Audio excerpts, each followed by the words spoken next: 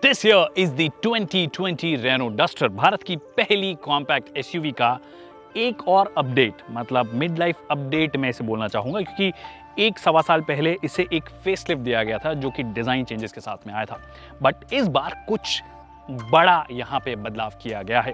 But अगर आप इसे पहली बार देखेंगे तो आपको लगेगा कि भैया कोई चेंज है ही नहीं, क्योंकि डिज़ाइन के तौर पर एक्चुअली कोई बदलाव नहीं है except for those red inserts, और इंटीरियर में देयर इज एब्सोल्युटली नो बदलाव। जो बदलाव है वो है अंडर द हुड, क्योंकि इसे मिलता है इस सेगमेंट का सबसे पावरफुल पेट्रोल इंजन। खमा गणितज्ञ सज्जनों, my name is Vikas Yogi, you watching S in studio, और आज मैं आपको बताने वाला हूं 2020 रेनो डस्टर टर्बो पेट्रोल के बारे में सब कुछ।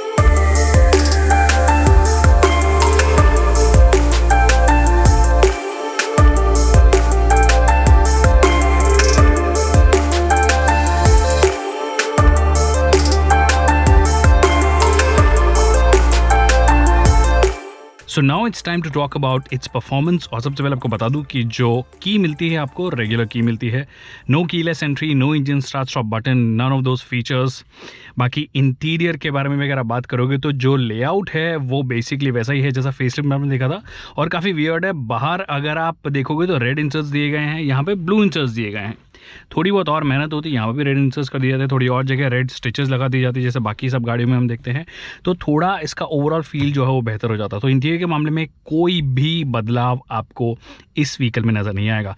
जो बदलाव है वो है इसके परफॉर्मेंस में, और देखते हैं कि कैसा ये परफॉर्म करता है। तो चाबी लगाते हैं एकदम पुराने स्टाइल में, और दीदी को चुप करवाते हैं। दीदी को म्यूट कैसे करवाते हैं? सीट बेल्ट हमने लगा लिया, और ये जो आर्मरेस्ट है एक्चुअली ये भी थोड़ा प्रॉब्लमेटिक है, बहुत ही वियर्ड लगता है। ना तो सीट बेल्ट आप लगा सकते हो इसके साथ में, तो इसको हटाओ, पहले वो लगाओ, फिर वापस लगाओ, और उसके बाद भी बहुत कंफर्टेबल नहीं है। तो आई थिंक ये कोई ज़्यादा काम का है नहीं, तो मैं हटा ही रहा हूँ इसे। हैंड ब्रेक हमने हटा दिया, और अब हम चलना शुरू करते हैं। तो शुरुआत करते हैं कि क्या आपको इस व्हीकल के साथ में मिलता है। तो इंजन जो है इस व्हीकल के साथ में वो है एक 1.3 लीटर का टर्बोचार्ज्ड इंजन। अब कंपनी के क्लेम के मुताबिक ये 156 PS की पावर निकालता है, लगभग 154 bhp आप बोल सकते हो, और 254 न्यूटन मीटर्स का मैक्सिमम टॉर्क ये आपको देता है, जो कि इसे इस सेगमेंट की सबसे पावरफुल कार्स में से एक बनाता है। इनफैक्ट ये इंजन इस सेगमेंट का सबसे पावरफुल इंजन है, जो कि बेहतरीन परफॉर्मेंस आपको ऑफर करता है। And the moment you start flooring it, ये एक बड़ी स्माइल आपके चेहरे पर लेकर आया था, क्योंकि I don't remember the last time जब मुझे CVT के साथ में इतनी बेहतरीन परफॉर्मेंस मिली हो किसी भी इंजन की। CVT एक्चुअली जब आप पुश करना शुरू करते हो तो इंजन को थोड़ा लथार्जिक बनाया था, वो रबर बैंड इफेक्ट भी जो होता है वो बहुत ही इरिटेटिंग होता है। बट पावर इतनी सारी है, इतना टॉर्क है ऑलमोस्ट हर रेव रेंज पे, कि आपको वो जो रबर बैंड इफेक्ट की वजह से ऐसा लगता है कि पावर नहीं आ रहा है, सिर्फ आवाज़ कर रहा है इंजन, तो यहाँ पर आपको कंसिस्टेंट पावर भी मिलती रहती है। अब एक जो प्रॉब्लम आपको नज़र आएगी वो है कि स्टीयरिंग जो है वो एक्चुअली काफ़ी हैवी इसका लगता है, जो कि एक अर्बन कॉम्पैक्ट एसयूवी अगर आप लेते हो तो उम्मीद नहीं करते हो, क्योंकि आपको कोई क्यू टर्न्स लेने पड़ते हैं, या ट्रैफिक में चलाना पड़ता है, या कभी कभी छोटी छोटी गलियों से निकलना पड़ता है। तो इतना भारी अगर स्टीयरिंग होता है तो काफ़ी वो अपने आप में एक स्ट्रगल है। अभी जो इंजन है वो मर्सिडीज़ बेंज सोस है, रेनो निसान अलायंस इसे यूज़ करता है। इंडिया में अगर आप बात करोगे तो निसान किक्स के साथ में आता है, और इसके साथ में भी आता है। ये इंजन में डेफिनेटली कोई कमी नहीं है, बहुत ही एंटरटेनिंग इंजन है, स्पेशली अगर आप मैनुअल के साथ में से चलाएंगे।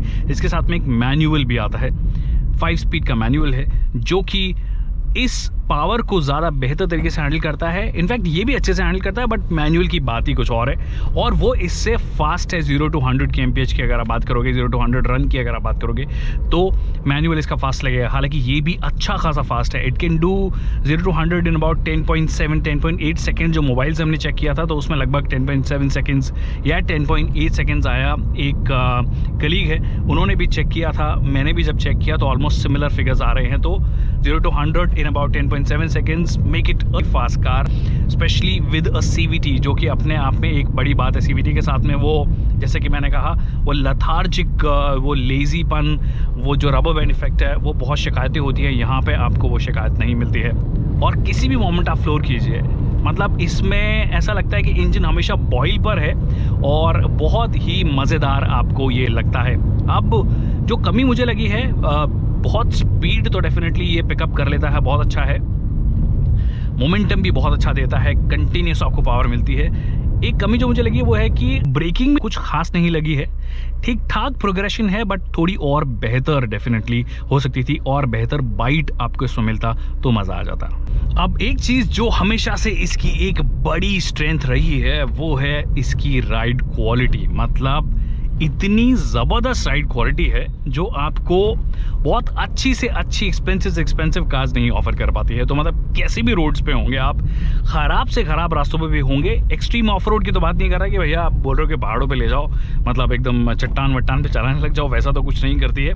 बट किसी भी तरीके के अंडुलेशंस हैं, रेगुलर ऑफ रोड्स हैं, या फिर गांव में आप चला रहे हैं जहाँ पर बहुत ख़राब रास्ता है, स्लशी है या कुछ भी है, या बहुत ही ज़्यादा उबड़ खाबड़ है, तो वहाँ पर ये बहुत ही बेहतरीन तरीके से उन सभी रास्तों का ध्यान रख लेता है। तो राइड क्वालिटी अब भी इस सेगमेंट में इसके आसपास कोई भी व्हीकल आपको ऑफर नहीं करता। इसीलिए जितनी भी सॉफ्ट रोडर्स हैं, जितनी भी front wheel drive compact SUVs हैं, अर्बन कॉम्पैक्ट SUVs हैं, उनमें सबसे केपेबल अगर कोई व्हीकल है तो वो यही है। तो आई थिंक एक बेहतरीन राइड क्वालिटी प्लस हैंडलिंग, मैं ये तो नहीं बोलूँगा कि बेस्ट है सेगमेंट की, बट उतनी ख़राब नहीं है, अच्छी आपको लगती है इसकी। स्टीयरिंग थोड़ी भारी है, बट हाईवे पे एक्चुअली वही चीज़ आपके फेवर में काम करने लग जाती है। तो I think that way it's pretty sorted, और आप एक बेहतरीन राइड और हैंडलिंग बैलेंस इस व्हीकल में देखेंगे, which always brings that big smile on to your face, specially with this engine जो कि हमेशा बॉयल पे ही रहता है कि बॉस आपको जब भी पुश करना हो, it's ready to be pushed. तो ये तो हो गई कोर परफॉर्मेंस की बातें। अब कुछ चीज़ें जो थोड़ी बेहतर हो सकती थी, अर्गोनॉमिकली मुझे लगता है कि बेहतर हो सकती थी। उनमें सबसे पहले जो क्रूज़ कंट्रोल है उसके लिए 3 अलग अलग जगह बटन आपको दिए गए हैं। अगर आपको ऑन करना हो तो आप पहले इसे दबाइए, स्पीड सेट करनी हो तो आप इसे फिर स्पीड सेट कीजिए, अगर आपको रीसेट करना हो तो फिर स्टीयरिंग पे आपको बटन दिया गया। तो ये 3 जगह क्यों दिए गए हैं, बट एक अच्छी चीज़ है, यहाँ पर आपको क्रूज़ कंट्रोल्स लिमिटर मिलता है। अब ये लिमिटर क्या करता है, फॉर एग्जांपल मान लीजिए कि आपको शहर में आपने लिमिट कर दिया कि मेरे को 40 kmph मैक्सिमम स्पीड जानी है, तो 40 kmph की स्पीड मेंटेन करेगा। अगर आप पुश भी करेंगे तो भी उसको क्रॉस नहीं करेगा, अनलेस आप बहुत ही ज़्यादा उसे थ्रॉटल इनपुट देते हैं, तो फिर ये समझता है कि आपको उस लिमिट को क्रॉस करना है, तब ये उसको क्रॉस करता है। तो कहने का मतलब ये जो लिमिटर है ये काफ़ी आपके फेवर में काम कर सकता है, फ्यूल एफिशिएंसी में बढ़ाने में भी आपकी ये मदद कर सकता है, क्योंकि शहर में भी आप क्रूज़ कंट्रोल यूज़ करेंगे तो कंसिस्टेंट जितने RPM पे आपका इंजन रहना चाहिए, कौन से स्टेप पे CVT के कौन से स्टेप पे रहना चाहिए, वो सब आप ज़्यादा बेहतर तरीके से ओवरऑल कर पाते हैं। एक और चीज़ जिसकी मुझे उम्मीद थी वो था कि ये जो वॉल्यूम कंट्रोल के बटन्स है, अगर क्रूज़ कंट्रोल को एक जगह फिक्स कर दिया जाता तो वॉल्यूम कंट्रोल के बटन्स यहाँ पे लाए जा सकते थे, और मोड का भी जो बटन है वो भी यहाँ पे पीछे की तरफ ही आता है। मतलब आपको मीडिया मोड चेंज करने है, कुछ चेंज करना तो वो भी पीछे ही आता है। तो ये बहुत ही ऑकवर्ड सी पोजीशन है स्टीयरिंग के पीछे ये सब देना, तो ये थोड़ा बेहतर डेफिनेटली हो सकता था। और क्वालिटी लेवल्स आप हमेशा से थोड़ी उम्मीद करते हो कि क्योंकि अर्बन कॉम्पैक्ट SUVs है, इसके सेगमेंट में अगर आप बात करोगे तो क्रेटा और सेल्टॉस ज़बरदस्त क्वालिटी आपको ऑफर करते हैं, तो आप उम्मीद करते हो कि इसमें भी आपको वैसा सा कुछ मिले, बट अनफॉर्चुनेटली ऐसा कुछ भी नहीं किया गया। इंटीरियर आपका इंटैक्ट रहता है। तो इंटीरियर के तौर पर चाहे फ्रंट सीट्स की बात कर लीजिए, रियर सीट्स की बात कर लीजिए, स्पेस में कमी नहीं है, बट अर्गोनॉमिकली थोड़ी सॉर्टेड हो सकती थी और क्वालिटी लेवल्स थोड़े से डेफिनेटली बेहतर हो सकते थे।